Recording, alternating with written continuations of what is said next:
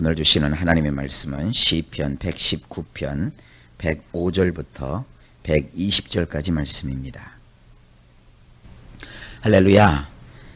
오늘 시편 119편 105절부터 120절까지 말씀, 이 말씀을 구분하면 105절부터 112절까지는 시브리 알파벳 눈이라는 글자에 해당하는 부분이고요. 그 다음에 113절부터 120절까지는 사맥이라는 단어에 해당하는 부분입니다. 자, 눈이라는 단어에 해당하는 그 부분을 보시겠습니다. 105절입니다. 당신의 말씀이야말로 내 발의 등이며 나의 가는 길에 빛입니다. 자, 컴컴한 밤이 되면 어떻습니까? 요즘이야 도시에서 사시는 분들은 밤중에 어두움을 그렇게 느끼지를 못하죠. 대한민국에서 정해놓은 어떤 그 밤거리에 빛의 조도가 있어요. 그래서 그 조도에 따라서 가로등들을 다 설치를 했기 때문에 밤이 그렇게 어둡다 하는 걸 느끼지를 못합니다. 그러나 시골에 가면 상황이 달라지죠. 휘영청하게 보름달이 떴을 때는 밤도 밝지만 그러나 금음이 되거나 이럴 때 보면 칠흑같이 어둡습니다. 도시야 뭐 밤새도록 불 꺼지지가 않잖아요. 교회에서 이렇게 있어 보면 밤에 신경이 날카로운 날은 한숨도 못 자요. 시끌시끌하고 막 훤하고 그래요. 근데 시골은 말이죠, 의외로 해 떨어지면 불 켜져 있는 집이 몇 군데 안 돼요. 그나마 또 이 시골 분들이 굉장히 절약하고 아끼며 살잖아요. 그래서 저녁 먹고 나서 밥상 치우면 불을 다 꺼버리셔요. 시골에서는. 그래서 밤에 한 여름도요. 8시도 여름엔 좀 밝지요. 하여간 9시 정도 되면 시골집에서는 불 켜놓은 집은 간첩 빼놓고는 거의 없어요. 불 꺼지니까 그냥 그 밤하늘에 별들이 그렇게 청명하고 총총히 바뀌었다 하는 것을 느낄 정도로 시골의 풍경이 그래서 참 좋습니다. 싱그러운 향내도 나고 또 들려오는 벌레들 노랫소리도 들리고, 그렇지만 달이 없는 밤은 캄캄해서 발작을 뗄 수가 없어요. 뭐 포장도 안 돼 있죠. 그곳에 그냥 밤눈 어두운 사람이 지나가다간 다 넘어진단 말이에요. 그래서 시골에 갈 때는 꼭 필수품이 뭐냐면 후레쉬예요. 후레쉬. 그래서 후레쉬를 탁 켜들고 이렇게 비추어 가면서 앞으로 걸어가야 된단 말이에요. 옛날에도 마찬가지였습니다. 지금은 후레쉬가 있지만 옛날에는 초롱이라고 했어요. 왜 여러분 청사초롱 있잖아요. 이렇게 가시운 안에다가 초라든지 아니면은 또 기름잔 등잔을 준비해서 거기다 불을 지펴 가지고 이렇게 앞에 길을 밝혀서 걸어갔단 말이에요. 바로 지금 그 말씀입니다. 캄캄한 어두움 속에서 나의 인생의 발 앞에 하나님의 말씀이 등불이 되는 거예요. 그러니까 그 말씀의 등을 켜들고 이 어두운 세상을 우리가 조심조심 앞으로 갈 수 있는 것이죠. 바로 그 등에서 비추어지는 빛이 내가 가는 길을 안내하듯이 당신의 말씀이야말로 내 발의 등이며 나의 가는 길에 빛입니다. 얼마나 놀라운 고백입니까? 여러분, 우리는 우리의 인생길을 전기불이나 프레쉬불이나 또 이런 청사초롱으로 밝힐 수가 없어요. 한치 앞의 일도 우리는 모르지 않습니까? 그래서 늘 이 하나님 말씀을 가지고 우리가 나아가는 거예요. 이런 두 사람이 있어요. 한 사람은 인생을 살다가 하나님의 말씀에서 이렇게 비추어 가지고 하나님의 말씀이 하라는 것은 하고 하지 말라는 것은 하지 않아요. 하나님이 가라는 데는 가고 가지 말라는 데는 안 가요. 이렇게 사는 사람이 있고요. 또 다른 한 사람은 말이죠. 하나님 왜 가지 말라고 그러세요? 난 여기가 좋은데. 하나님 항상 나를 지켜주시니까요. 내가 가고 싶은 대로 가게 해주세요. 가다가 넘어지지 않게 하시고 쓰러지지 않게 하시고 내 맘대로 갈 테니까 하나님 나를 따라오세요. 이렇게 하는 사람이 있어요. 여러분 절대 하나님이 여러분을 따라오시도록 하면 안 돼요. 하나님을 앞장 세우셔야 돼요. 아무리 그것이 좋은 일이 있다 할지라도요. 우리 예수 믿는 사람은 하나님 앞에서 기다릴 줄 알고 하나님의 인도를 바랄 줄 알아야 돼요. 그래야 하나님께서 모든 것을 아름답게 이루어 주시는 거예요. 조금 더디게 이루어지는 것 같고 조금 늦는 것 같더라도 여러분 하나님보다 앞서지 마시기를 주님의 이름으로 부탁합니다. 꼭 하나님 말씀을 붙들고 그 말씀의 교훈을 따라서 한 걸음 한 걸음 나아가시고요. 그렇게 신앙생활 하실 수 있기를 주의 이름으로 축복합니다. 106절입니다. 당신의 그 의로우신 샤파트를 따르기로 나는 맹세하였고 나는 확고히 하였나이다. 그렇죠. 이 샤파트라는 것은 하나님이 나를 다스려 주시는 거예요. 이 모양 저 모양으로 하나님이 나를 다스려 주시고 훈계하여 주시고 하나님이 나를 이끌어 주시는 거예요. 늘 얘기하지만 샤파트라고 하는 것은 정부로 따지면 입법, 사법, 행정부가 아주 공평하고 균등하고 정의롭게 나라를 다스리는 것을 뜻하는 거예요.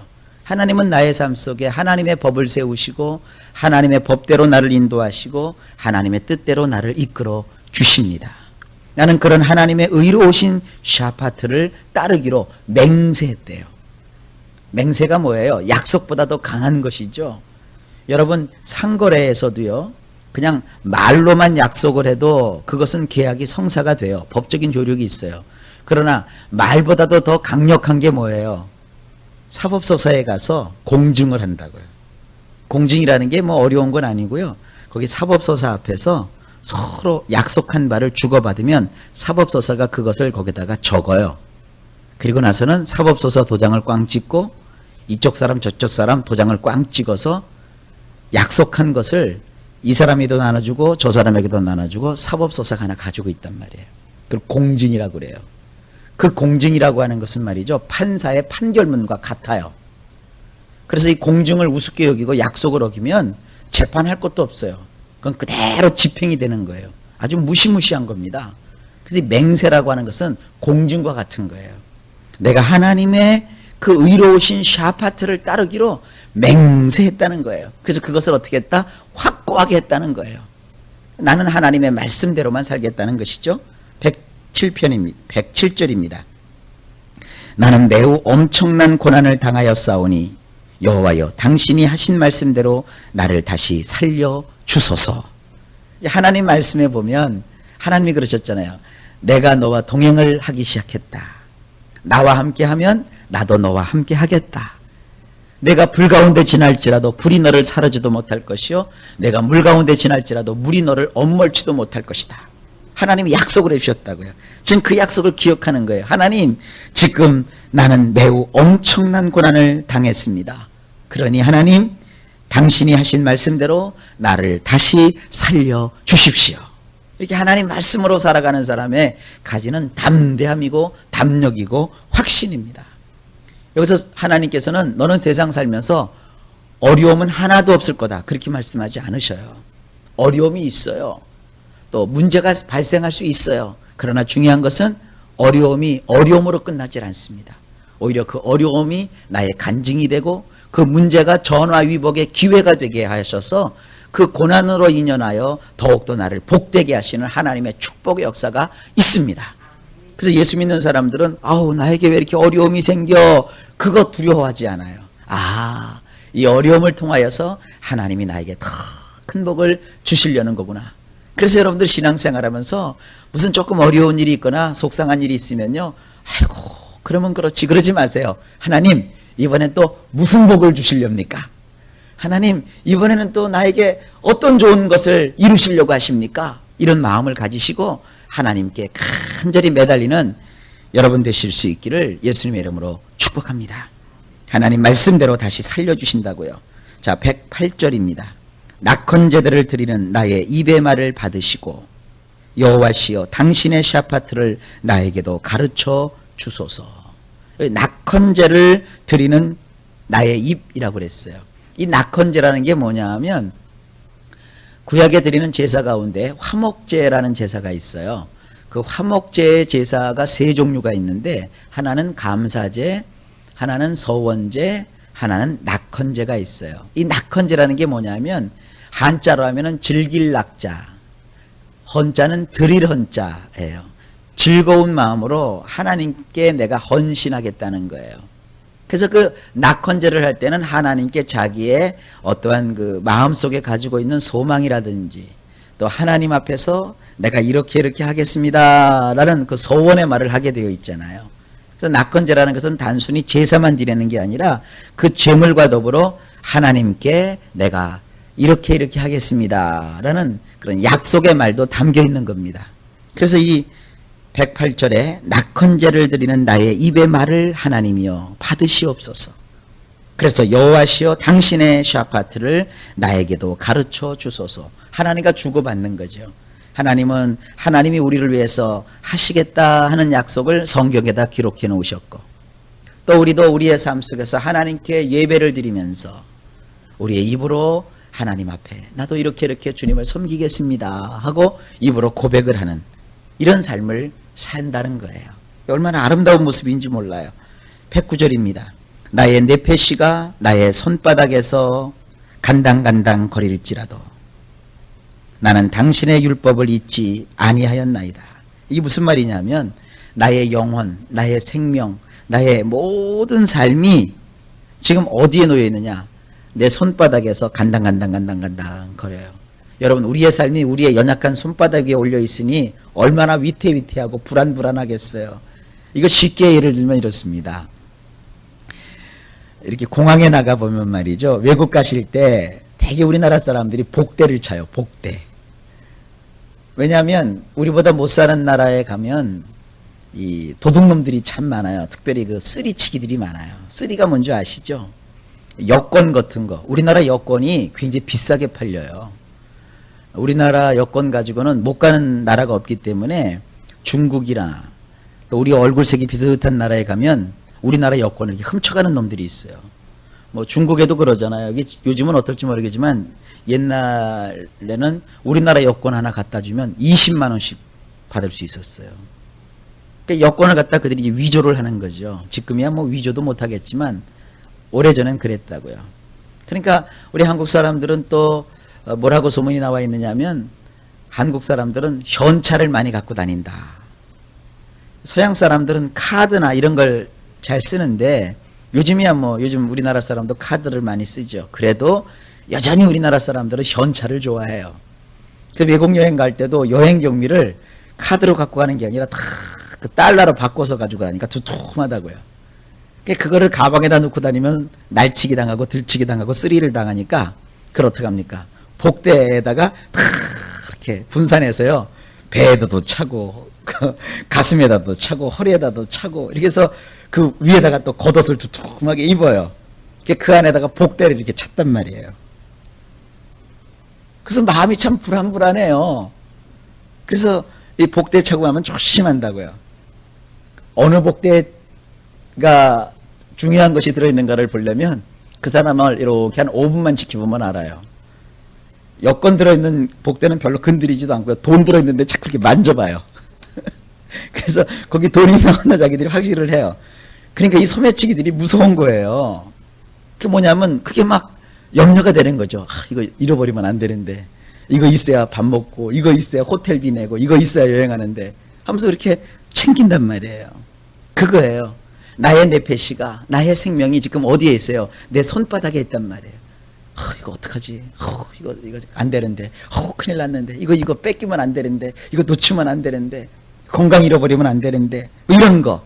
그러니까 내 손바닥에서 나의 생명이 간당 거린다고요. 우리가 이게 인생이 이렇게 연약한 거예요. 그럴지라도 나는 당신의 율법을 잊지 아니하였나이다. 그러니까 이 시편 기자는 나의 인생이라고 하는 것은 이렇게 불안한 거예요. 하지만 그런 상황에서 내가 할 수 있는 것은 뭐냐면 하나님의 율법을 잊지 않으려고 하는 거예요. 내 생명보다도 더 소중하고 나의 재물을 지키는 것보다 더 소중한 것이 뭐냐면 하나님의 율법을 지켜서 잊지 않는 거예요. 그것이 110절에도 연결이 되죠. 비록 약한 자들이 나를 대적하여 비록 악한 자들이 나를 대적하여 올무를 쳐놓았을지라도 나는 당신의 교훈들에서 빗나가지 아니하였나이다. 111절 당신의 증거들을 나는 영원한 나의 소유로 삼았사오니 실로 그것들은 내 마음의 즐거움이나이다. 112절 나는 마음을 기울여 당신의 규례들을 영원토록 끝까지 행하려 하나이다. 자, 이렇게 말씀에 이런 간절한 마음을 가지고 하나님 말씀대로 내가 살겠습니다. 나의 네페시보다 나의 물질보다 더 소중하고 귀중한 이 말씀을 내가 붙잡겠습니다. 이것이 나의 소유물입니다. 그리고 악한 자들이 나를 대적하고 나를 걸러 넘어뜨리려고 하고 나를 빠뜨리려고 함정을 파놓고 올무를 쳐놨다 할지라도 나는 악한 자들처럼 그렇게 살지 않고 하나님의 교훈대로만 살겠습니다. 이런 그 결단 우리가 꼭 본받아야 됩니다. 113절 쌈에게 해당하는 부분입니다. 나는 두 마음을 가진 사람을 미워하오며 당신의 율법을 사랑하나이다. 이 두 마음이라고 하는 것은 마음을 이렇게 쪼갰다라는 거예요. 이 두 마음을 가지면 안 돼요. 예수 믿으면서 한쪽은 하나님, 한쪽은 세상. 그럼 가랑이가 찢어지는 거예요. 그저 오로지 하나님, 오로지 주님. 이런 그 주님을 꼭 믿는 우리 성도들이 되실 수 있기를 주의 이름으로 축복합니다. 114절 당신은 나의 은신처이시며 나의 방패이시기에 나는 당신의 말씀을 소망하나이다. 여러분 하나님은 우리의 은신처이세요. 하나님은 우리의 방패가 되세요. 115절 나에게서 떠나갈지어다 너희 악을 행하는 자들아 나는 엘로힘의 계명들을 지킬 것이니라. 악한 사람들아 다 나에게서 떠나가라. 나는 엘로힘의 계명을 지킬 것이다. 116절 당신이 말씀하신 대로 나를 지탱하여 주셔서 나로 살게 하시오며 소망을 가지고 있는 나를 부끄럽지 않게 하소서. 여러분 예수를 믿고 하나님의 말씀을 붙잡으면 살아요. 죽은 자도 살고 죽을 자도 살고 망할 자도 다시 일어나요. 신앙이 회복돼서 하나님 앞에 예배가 회복되면 하나님은 그 사람을 다시 살려주세요. 아주 중요한 얘기입니다. 117절 나를 지지해 주소서 그래서 나로 승리하게 하소서. 그러면 나는 당신의 규례들을 언제나 응시하리이다. 응시라는 게 뭐예요? 뚜라지게 쳐다본다는 거예요. 거기에서 시선을 놓치지 않는다는 거예요. 왜냐하면 하나님이 나를 지지해 주신다면. 여러분 세상 살면서 누가 여러분을 지지해 주고 계십니까? 누가 응원해 주냔 말이에요. 하나님이 우리를 응원해 주신대요. 그래서 나는 이 세상을 승리할 수 있다는 겁니다. 어떤 사람을 하나님은 지지해 주고 응원해 주십니까? 하나님의 규례들을 바라보고 그 규례들을 묵상하고 사모하는 자에게 하나님은 이러한 놀라운 축복을 주시는 겁니다. 118절 당신의 규례들에서 벗어나는 자들을 당신은 옆으로 툭 쳐내버리시나니 그런 자들의 꾀들은 거짓된 곳에 지나지 않나이다. 하나님 법대로 살지 않고 하나님 뜻대로 살지 않는 사람을 하나님은 결국 어떻게 하시느냐면 옆으로 툭 쳐내버리신다는 거예요. 뭐 그들과 싸워서 그렇게 할까까지도 없어요. 그냥 하나님이 그들을 툭 하고 쳐버리신다는 거예요. 그런 자들의 꾀들은 거짓된 것에 지나지 않습니다. 하나님을 안 믿으면서도 잘난 체는 하여간 얼마나 사람들이 많이 하는지 몰라요. 또 얼마나 세상 사람들이 꾀를 많이 내는지 몰라요. 심지어는 말이죠. 이렇게 인터넷에 들어가 보면 예수 안 믿는 사람들이 오히려 예수 믿는 사람들 보고 뭐라고 막 지적을 해요. 진짜 예수 믿는 사람들이 그러냐. 뭐 그러냐. 교회가 어째 그러느냐. 근데 그 사람들 자기 눈 속에 있는 들보는 못 보고 남의 눈 속에 있는 티끌만 봐서 그래요. 여러분 솔직히 한번 얘기해 봅시다. 예수 믿는 사람하고 예수 안 믿는 사람하고 똑같이 백지에다 올려놓고 한번 따져보세요. 누가 더 악해요? 그래도 예수 믿는 사람들이 선함이 있어요. 예수 믿는 사람들이 그래도 그 안에 하나님을 경외하기 때문에 선량하고 또 충성된 마음을 가지고 있어요. 누가 애국자입니까? 우리나라 국고가 뒤로 다 새어나가죠. 술 먹어서 새어나가고 또 담배 피워서 새어나가요. 저는 뭐 담배에 대해서는 그렇게 뭐 일가견은 없지만 예전에 저희 아버지가 저기 외국에 가서 담배를 이렇게 원료를 수입하러 한번 나갔다 오셨어요. 70년대 그때가 초반이었어요. 그래도 우리나라 그 고급 담배 안에는 우리나라 순수한 농촌에서 재배하는 담배만 들어가는 게 아니에요. 우리나라 담배만 가지고 담배를 만들면 담배 맛이 안 난대요. 저희 아버지 말씀이. 그래서 국가에서 그때는 전매청이 공직자들이잖아요. 그래서 그리스 이런 유럽을 다니면서 고품질의 담배 원료를 수입을 했어요. 그래서 우리나라의 그 비싼 담배 안에는 그게 사실은 양담배에 들어가는 재료들이 많이 들어가는 거예요. 그리고 담배 수입해 오는데도 돈이 엄청나거든요. 그러니까 예수 믿는 사람들은 예수 믿으면 예수 믿고 담배 많이들 피나요? 피던 사람도 담배 끊잖아요. 술 마시던 사람도 어떻게 돼요? 예수 믿으면 술을 자꾸 끊잖아요. 예수 믿으면 고등학생들 된다니까요. 고등학교 가면은 학생들 담배 피우는 애들 선생님 나타나면 담배불 감치고 술 먹던 애들 막 도망가고 그러듯이 예수 믿기 전에는 뭐 어른들이야 담배 피고 술 마시는 거 누가 뭐라고 하겠어요? 근데 자기들이 지레 이렇게 담배 피다가도 한 번은 길거리 지나가는데 어떤 성도님이 갑자기 훅 이래요. 난 그걸 갔더니 좀 지나니까 바지 위에서 연기가 모락모락 나더라고요. 아니 그냥 목사님 앞에서 목사님 죄송합니다. 다음부터 안 하겠습니다. 그러면 되는데 얼른 하고 바지춤에다 숨겼더라고요. 또 가끔 이렇게 밤거리를 지나가다 보면 성도들 중에서 여름 같은 데 보면 포장집 가서 이렇게 한 잔씩 걸치시는 분들이 있어요. 그럼 자기들끼리 보면 이게 웃고 마는데 목사님이다 그러면 뭐 그냥 어쩔 줄을 몰라요. 그러니까 예수 믿으면 적어도 술, 담배는 하면 안 된다 이런 걸 느끼시는 거예요. 그러니 여러분 예수 믿는 사람들이 술도 안 먹고 담배도 안 피게 되면 사실은 그런 면에서 애국하는 거죠. 그래도 우리 예수 믿는 사람들은요 그런 게 있어요. 근데 되게 예수 안 믿는 사람들이 교회를 향해서 비난하는 게 되게 뭐예요? 너희들 뭐 하나님을 믿는다고 하면서도 왜 삶이 그 모양이냐 그래요. 그러면 자기들 삶은 뭐 저 모양이에요? 생각을 해보세요. 예수 믿어도 그 모양인데 만약에 예수 안 믿었어 봐요. 예수 안 믿었으면 그 사람은 일냈어요.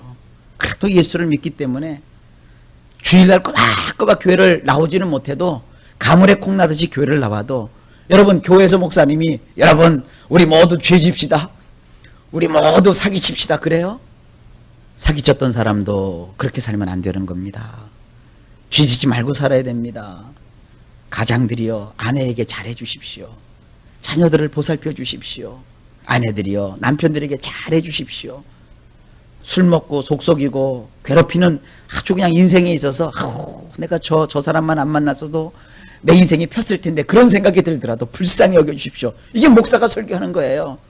그러면 사람들이 와서 설교를 듣고 마음에 정화가 되잖아요. 아 그래 나도 옛날에는 한 착한 아이였어. 옛날에는 나도 순진한 맛이 있었었지. 지금은 이렇게 버렸을지라도 이러면서 자기 자신을 어떻게 돼요? 이렇게 정화를 시킨다고요. 그래서 교회가 많아지고 뭐 하는 것을 손가락질하면 안 돼요. 어떤 분은 또 이러더라고요. 웬 교회가 이렇게 많아? 큰 교회 하나 있으면 되지. 아니에요. 큰 교회에 가서 은혜 받는 사람도 있고요. 조그만 교회에 가서 은혜 받는 사람도 있어요. 또 이제 세상 사람들은 교회를 비난해요. 왜 교회는 세금을 안 내냐요? 누가 내지 말라고 누가 뭐 세금 안 내나요? 그러나 교회들이 세금 낼 형편이 안 되는 교회들이 더 많아요. 이 세상 사람들은 직장을 잃거나 세상 사람들은 직업이 없으면 국가에다 이렇게 신청을 하면요. 뭐 한 달에 100만 원인가 뭐 120만 원인가 나와요. 무슨 실업자 뭐 급여라고 그래서 나와요. 목사님들은 말이죠. 그런 게 안 돼요. 실제로 개척교회나 이런 데 목사님들 한 달 생활비 30만 원도 안 되는 분들도 많습니다, 여러분. 여러분들이 조금 생활에 여유가 있고 또 물질의 풍요로움이 있으면 특별히 이렇게 개척교회나 이런 데 있으면 그냥 여러분 그냥 지나치지 마세요.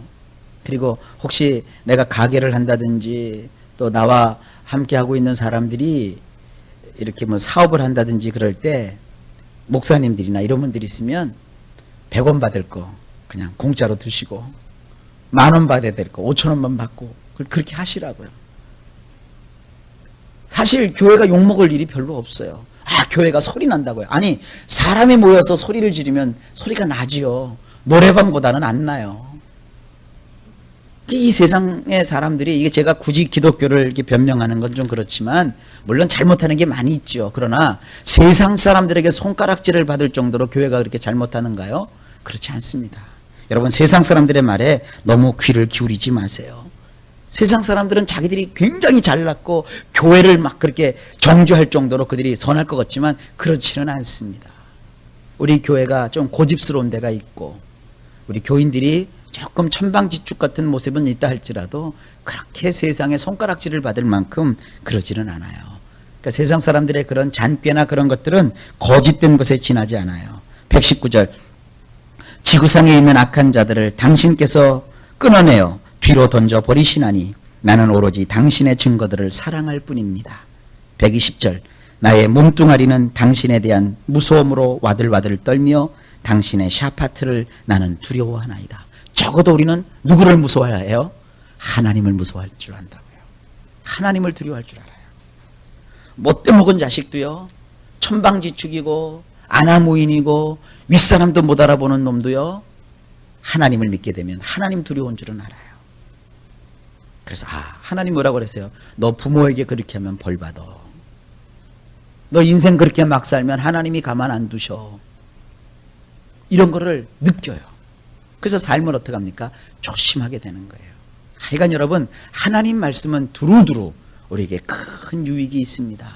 오늘도 우리가 말씀을 붙들고 이 말씀의 위력 앞에서 기뻐하며 즐거워하며 하나님을 경외하며 승리하실 수 있기를 예수님의 이름으로 축복합니다. 오늘도 예수님 안에서 좋은 일이 넘칠 줄로 믿습니다.